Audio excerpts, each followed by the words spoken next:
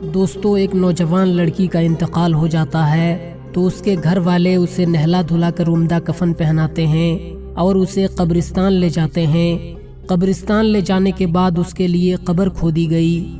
جب لوگوں نے قبر کھودی تو کیا دیکھتے ہیں کہ اس قبر میں ایک زہریلا سانپ موجود ہے۔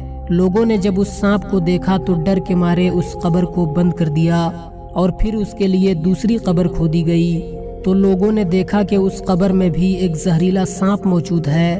آخر اس لڑکی کے لیے بہت ساری قبریں کھودی گئی لیکن ہر قبر میں سانپوں کو موجود پایا۔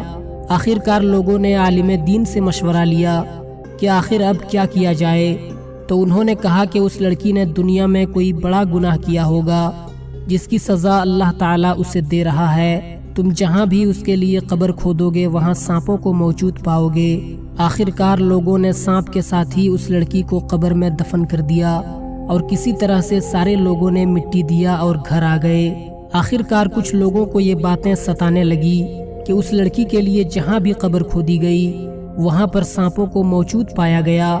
آخر اس نے دنیا میں کیا گناہ کیا تھا؟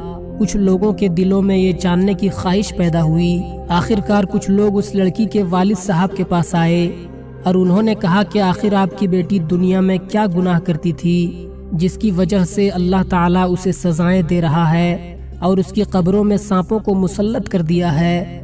اتنا سننا تھا کہ اس کے والد رونے لگے اور روتے ہوئے انہوں نے کہا کہ مجھے یہ باتیں بتانے میں شرم آتی ہے لیکن سنو اور اپنی بیٹیوں کو سمجھاؤ۔ میری بیٹی دنیا میں بے پردہ رہا کرتی تھی اور اپنے چہرے پہ میک اپ لگا کر، اپنے ہونٹوں پہ پالش لگا کر بازاروں میں اور اجنبی مردوں کے سامنے گھوما کرتی تھی اور لڑکوں سے جھوٹی محبت کیا کرتی تھی اور لڑکوں سے فرمائش کر کے اپنی ضروریات کے سامان لیا کرتی تھی۔ ہم نے اپنی لڑکی کو بہت سمجھایا لیکن میری بیٹی میری باتوں کو نہیں مانتی تھی اور الٹا مجھے ڈانٹتی تھی۔